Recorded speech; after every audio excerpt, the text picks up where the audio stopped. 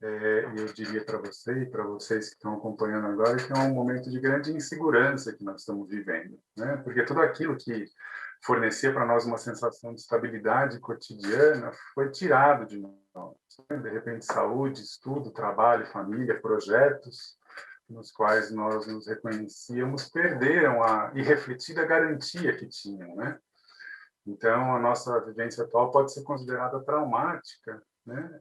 Entendendo esse termo no sentido de produção de uma ruptura na malha cotidiana, que é o que fundamenta a nossa identidade, a identidade das coisas e dos outros ao nosso redor, né? Então, nós perdemos, né, desde março do ano passado, nós perdemos a familiaridade com o mundo e com os outros, né? E essa ruptura trouxe sofrimento para todos nós, né? E trouxe para muitos estudantes e professores da UFMG que estavam no exterior quando a pandemia chegou, né? E se eu estou falando deles agora, é porque foi a partir do sofrimento existencial narrado por eles que pôde ir aparecendo para mim e para a equipe do aconselhamento psicológico, o plantão psicológico da UFMG, que eu coordeno lá, foi a partir do sofrimento deles que pôde ir aparecendo para a gente como que a pandemia estava afetando a saúde mental de tanta gente no ano passado e ainda está, né? E eu penso que dá para tomar a experiência dessas pessoas como representativa de boa parte da nossa população, né?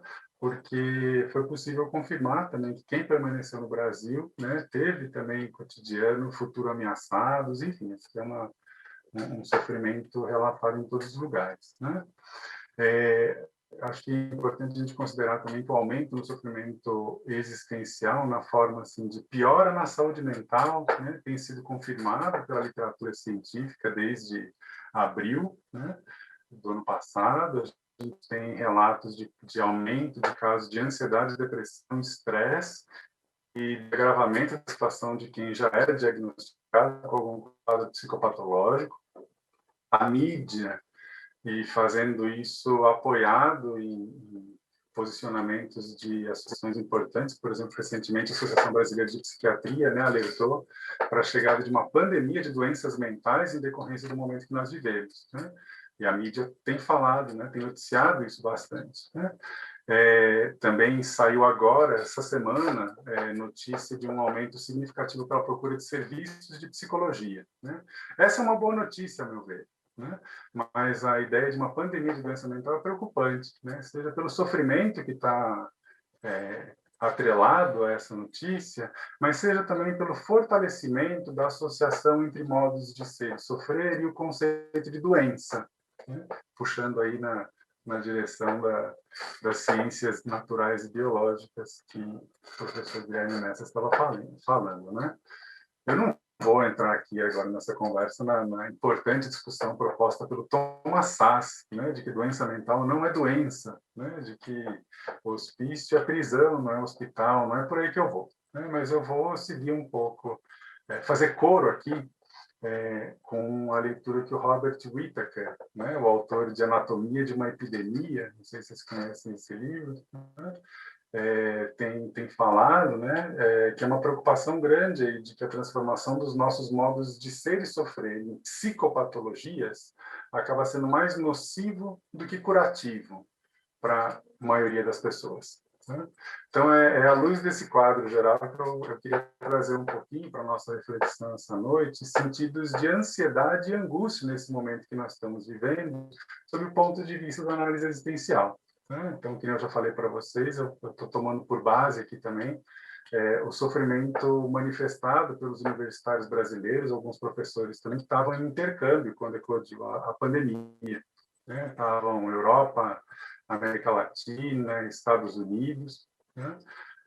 E aqui, quando chegou também, a UFMG teve que suspender as atividades, né, presenciais, né? Então, até para situar vocês, eu estou me referindo ao serviço de plantão psicológico que eu coordeno com a professora Cláudia Lins, na UFMG. Até março do ano passado, esse atendimento era presencial e, desde então, ele precisou ser transformado em atendimento online, né? E com enfim, teve esse problema que surgiu de como é que se oferta a atenção psicológica para quem estava fora, né? E nós rapidamente adaptamos o nosso serviço presencial para atendimento online, né? E passado um tempo, já reabrimos esse serviço para toda a comunidade da UFMG. Né?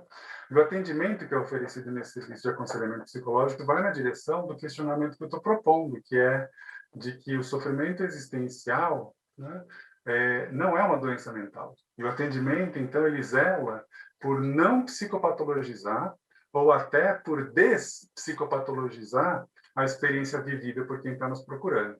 A proposta desse serviço é manter à disposição dos usuários, num período demarcado de conhecimento público, para que as pessoas possam procurar sem agendamento, sem percorrer os trâmites da clínica, né?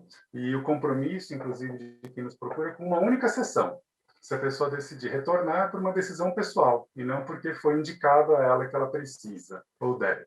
Né?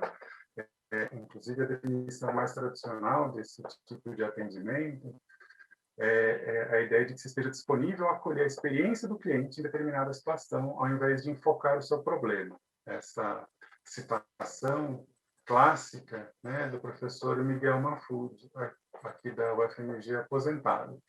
E abarcar a experiência do cliente e não o seu problema, facilitando para a pessoa uma visão mais clara de si mesmo e da sua perspectiva ante a problemática que ela está vivendo e que gerou o pedido de ajuda. Né? É outra citação do Mahfoud. Né? O que eu estou apontando aqui é que o objetivo é o esclarecimento da situação vivida, a situação atual, que urge a atenção psicológica.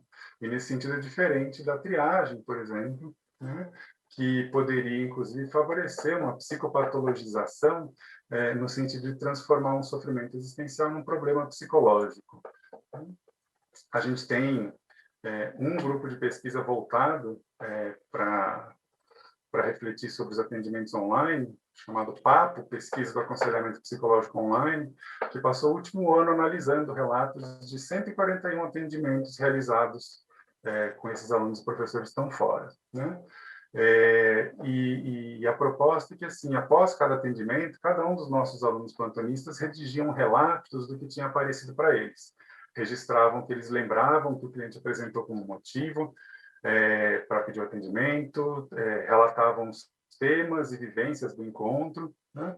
E com base nesse material a gente tem feito algumas análises para categorizar um pouco das queixas e categorizar as demandas e o sofrimento existencial vivido pelas pessoas. Né? Em breve, este ano ainda, a gente começa também a pesquisar qual o impacto desse tipo de atendimento na população.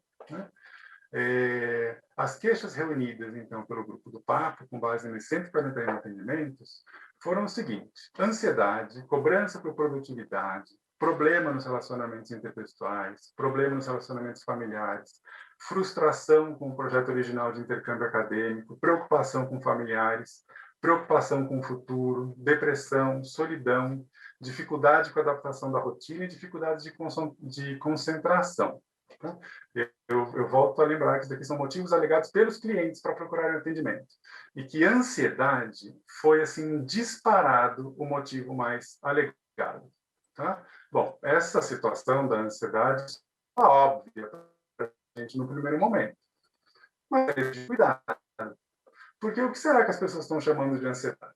Né? Que experiências pessoais estão sendo categorizadas, ou pior ainda, transformadas em ansiedade, né? E daí eu pergunto também, que influências o discurso atual sobre a pandemia de saúde mental poderá ter nesses autodiagnósticos, né? Será que a ansiedade é para nós hoje aquilo que poderia ser chamado de um modelo de inconduta, né? Uma espécie de comportamento desviante reconhecido socioculturalmente como adoecimento mental ou enlouquecimento, do jeito que foi teorizado pelo etnopsiquiatra Devereux, né? Faz tempo, isso é o Guilherme Messas, que nos lembra num escrito brilhante de 2008, faz tempo que a esquizofrenia deixou de ser o grande tema da psicopatologia. Né? No século XX, os grandes temas viraram depressão e ansiedade. Né? Agora, bom, retomo, a ansiedade é doença mental? Né? A maioria, ao relatar a ansiedade como causa da procura pelo atendimento, esperava livrar-se da ansiedade. Né? Será o papel das intervenções psicológicas o alívio da ansiedade, ou mais livrar da ansiedade? Né? Bom, a psicologia deste século tem oferecido uma ampla gama de técnicas, né? Inclusive com modismos, né? A cada década, né? Que tem o objetivo exatamente de diminuir a ansiedade. né? E certamente vocês podem ter olhado no Instagram, no Facebook, onde vocês quiserem. O que mais circulou nas mídias sociais desde março são técnicas para alívio de ansiedade, né? Colocar a sua rotina, organizar uma rotina, fazer relaxamento, enfim, vocês conhecem esse arsenal, né?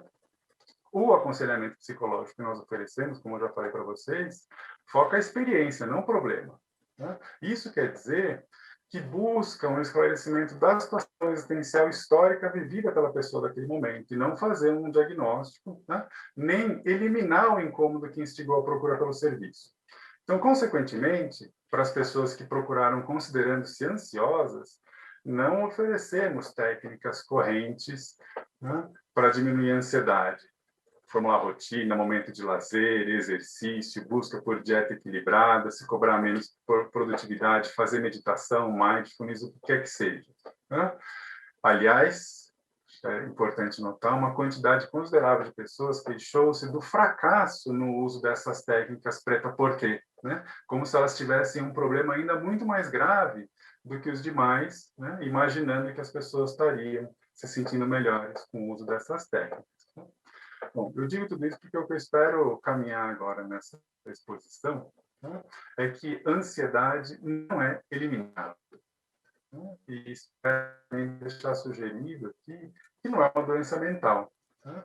Nesse momento da pandemia, a ameaça de adoecimento próprio de pessoas próximas, da morte de pessoas queridas e conhecidas, de luto sem ter tido ritual funerário, tá? Da nossa perda de rotina, perda dos hábitos cotidianos que sustentavam para nós um senso de realidade e identidade, incertezas quanto que cada um de nós vai fazer no futuro, incerteza quanto a se nós teremos futuro, né? Incerteza quando vai acabar a pandemia. Tem gente solitária, tem gente que está mal acompanhada em casa, né? Conflitos familiares aparecendo em muitos lugares, enfim. Esses são alguns dos vários motivos, né, que nos levam a afirmar que é esperado, talvez até saudável, que nós fiquemos ansiosos e angustiados nesse momento, né? E para defender isso, eu vou recorrer a dois psicólogos existenciais.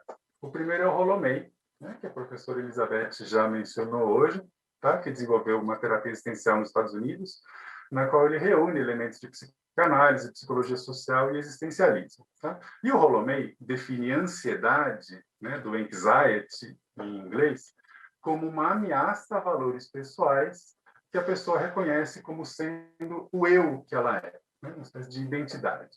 A ansiedade, agora eu cito ele, é a apreensão sugerida por uma ameaça a algum valor que o indivíduo reputa essencial à sua existência como um eu. Fim da citação. Os alunos que nós atendemos relatavam a apreensão quanto a se seriam capazes de concluir os estudos no intercâmbio ou se eles falhariam, desistiriam e, com isso, perderiam tudo aquilo que vem com o selo de ter estudado no exterior, né? Temiam pelas consequências no seu currículo e temiam pelas consequências no mercado de trabalho posteriormente. Outros falavam da família como um valor muito significativo e temiam pelo adoecimento e morte dos pais e familiares e por estarem longe para poder ajudar, né?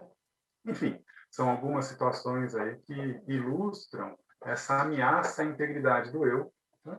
E para a qual a ansiedade é uma resposta reveladora dos valores em jogo. À medida que uma pessoa se desenvolve, vai dizer o Rolomei, os seus valores podem se tornar mais amplos e maduros, né? Os momentos de ameaça, inclusive, aos valores, são ocasiões para o crescimento, né? Porque os valores maduros, ele vai dizer, eles transcendem a nossa situação imediata, né? O nosso tempo, e eles abrangem o acontecer histórico, levam em conta passado e futuro, né? E abrangem também o grupo imediato do qual eu faço parte, abarcando comunidade e humanidade. E, em razão disso, o Rolomei sempre foi muito preocupado com o uso de drogas ilícitas e lícitas para o alívio da ansiedade. Porque, se não tem ansiedade, cessa oportunidades de crescimento existencial. Tá? Do Rolomei ainda vem uma diferença importante entre ansiedade normal e ansiedade neurótica. A ansiedade neurótica, né, termo dele, ela é desproporcional à ameaça. ela envolve repressão e ela é governada por bloqueios de atividade e de consciência, ele vai dizer. A desproporção, o professor Guilherme Messas já comentou também como uma forma de entender o sofrimento existencial. Quem padece de ansiedade neurótica encontra dificuldades para apontar até porque se sente assim, dificuldade para apontar o que ameaça, quando a ameaça surgiu, né? Já a ansiedade normal, ela é proporcional à ameaça, ela não envolve repressão e ela pode ser enfrentada construtivamente. E a professora Elizabeth estava contando para a gente agora mesmo de um modo bastante construtivo de enfrentamento das ameaças do cotidiano. Uma vez superada a situação ameaçadora, a ansiedade normal, né, a situação e a ansiedade são aliviadas. Ora, nesse momento que a gente está, é esperado um sentimento de ansiedade muito intenso para garantir uma proporcionalidade às múltiplas ameaças impostas pela pandemia. Tá? E ainda assim, isso não quer dizer que nós estamos diante de ansiedade patológica, porque estamos falando de uma situação que é possível para muitas pessoas nomear e para muitas pessoas enfrentar os desafios que a ansiedade, que a pandemia propõe. Tá? Já a ansiedade neurótica, vai explicar o mês, surge da incapacidade de enfrentar a ansiedade normal. A ansiedade normal é constitutiva da existência e não pode, portanto, para esse autor, ser eliminada. Se ela for apaziguada, ela leva à estagnação existencial. Tanto que o Rolomei vai propor a psicoterapia para libertar da ansiedade neurótica. E o jeito de fazer isso é um convite para enfrentar a ansiedade normal. O aconselhamento psicológico, que eu estava contando para vocês, que eu coordeno na UFMG, que foi realizado pelos intercambistas, foi nessa direção, convidando quem os procurava a encarar o que estava vivendo, quais são os valores pessoais que estão em jogo nessa situação de ameaça e quais são as escolhas pessoais a que cada pessoa se descobriu convocada a fazer. O segundo autor que eu vou chamar aqui para sustentar esse posicionamento é Medar Bos. Medar Bos é um autor anterior a Rolomei, tá? Inclusive contribuiu, né, um dos elementos aí das formulações do Rolomei. O Bos, tendo desenvolvido profunda amizade com o filósofo Martin Heidegger e organizado por uma década, de 59 a 69, os seminários de Zolikon, que eram seminários nos quais o filósofo Heidegger ensinava um pouco de análise existencial para médicos e psiquiatras, né?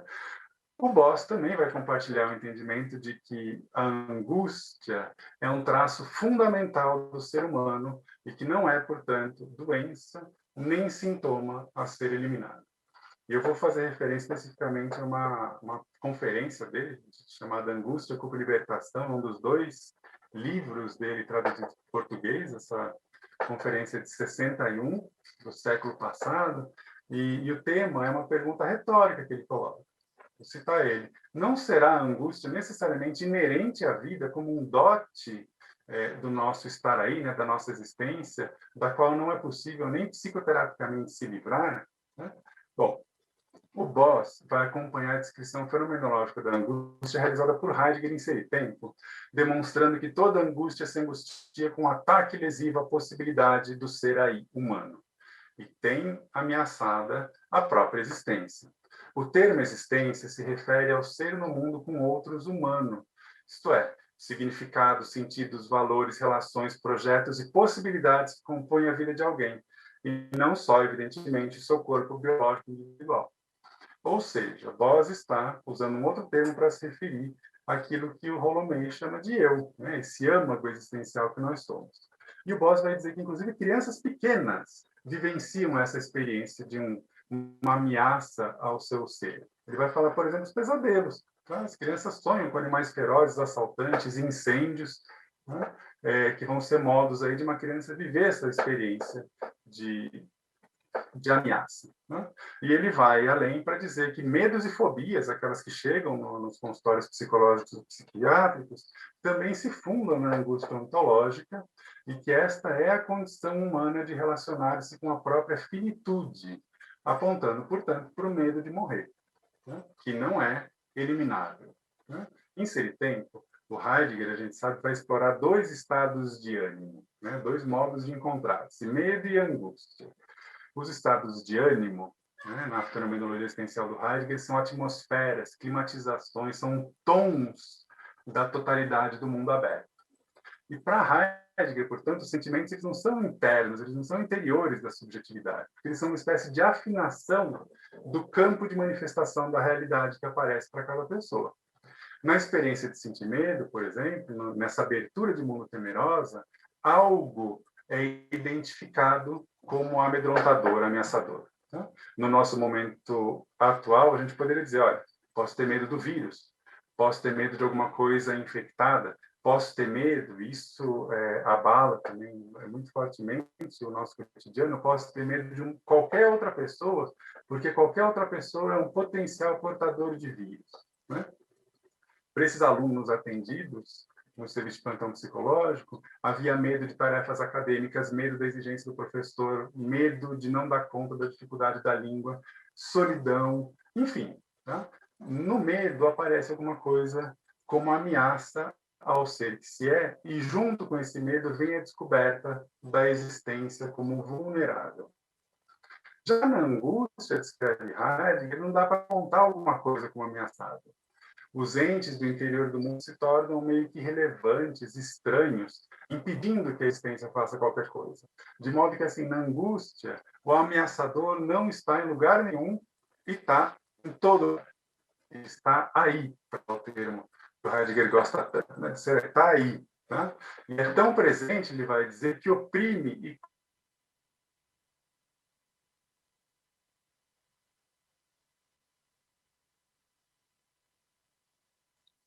Me significa parece que, literalmente. Paulo, teve um problema de conexão, a gente perdeu as últimas colocações suas. Eu volto. E aproveito para dizer também que estamos aí com 3 minutos, tá? Tá. Eu não sei onde que cortou, eu estava falando do Heidegger, da angústia. Bom, vou Foi seguir uma mais ou coisa, menos. foi basicamente as suas últimas palavras, Ah, né? então beleza, então não perdemos. Tá? Eu estava falando que angústia tem a ver com esse estranhamento, né? Literalmente em alemão significa um não sentir-se em casa, né? Perder o lar. Né? E um movimento possível, numa abertura angustiosa, é exatamente de buscar qualquer familiarização tranquilizante no mundo. E um modo muito comum de se fazer isso é transformar a angústia em medo, né? Isto é, atribuir a algo um poder ameaçador. Né? Transformar experiências da descoberta radical da responsabilidade pelo próprio ser e da vulnerabilidade finitos existenciais em problemas comportamentais, emocionais, psíquicos ou neuroquímicos, é outro modo de se esquivar dessa descoberta tão sobrepujante. Ao fazer isso, a existência consegue manobrar, mas ela não fica imune de ser novamente visitada pela angústia. Evitando, assim, o contato com a própria condição, acaba perdendo, inclusive, o que tem de revelador, que é o quanto cada um de nós é livre e singular. Né? Fiel a essas reflexões, o Boss vai entender que o único modo de superação da angústia é assumindo a condição de abertura finita, na qual tudo o que é pode vir a ser, né? A clareira que ilumina a realidade que nós somos e que um dia necessariamente se apaga. Tá? Ser humano é poder morrer e saber disso. Né? E por isso, a angústia e a ansiedade, sendo a ansiedade uma espécie de manifestação encobridora da angústia, precisam poder ser reveladoras da nossa condição humana. Tá? Seguindo essa orientação e caminhando aqui para o fim, muitos diálogos no aconselhamento psicológico que aconteceram a partir dessas experiências de ansiedade trazidas pelos clientes caminharam na direção de deixar aparecer claramente aquilo que elas indicavam. Estamos, cada um, responsáveis por decidir como viver este momento. Informações e sugestões não faltam, mas é cada um que precisa descobrir ou criar o que cabe para si mesmo. Aí a importância da criatividade. Né? O ritmo de vida que os alunos tinham e que regulava as atividades se perdeu. E essa quebra trouxe, no primeiro momento, confusão. O que eu faço? Onde eu vou? Com quem eu falo? Né? A ruptura radical da vida cotidiana, ou até esse momento de né? Boa parte dessas perguntas estava oculta ou, de uma certa forma, já respondida de maneira natural, né? Eu preciso estudar, eu preciso ter um bom trabalho, um bom currículo, formar família, etc. e tal, né? As experiências de ansiedade revelaram o quanto, para muitos, essa trajetória existencial era irrefletida, talvez até imprópria, né? A insegurança constitutiva das relações da existência, né, familiares, amigos, etc., veio à tona. E a pandemia de Covid levava a culpa pela falta de garantias de que estariam esperando o estudante no fim do seu intercâmbio e de que seriam tal qual estavam no momento da partida, né? A gente se transforma ao longo de intercâmbio, a gente se transforma ao longo de um ano, né?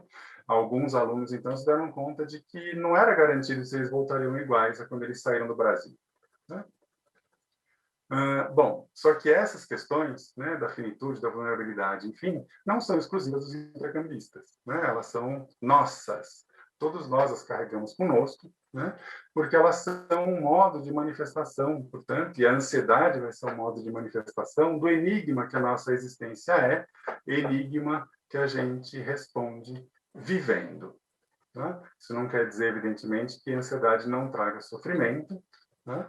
Realmente, o quadro nosológico dificulta a vida cotidiana, né? Mas ele é, sem dúvida alguma, um chamado para uma apropriação da vida. Muito obrigado.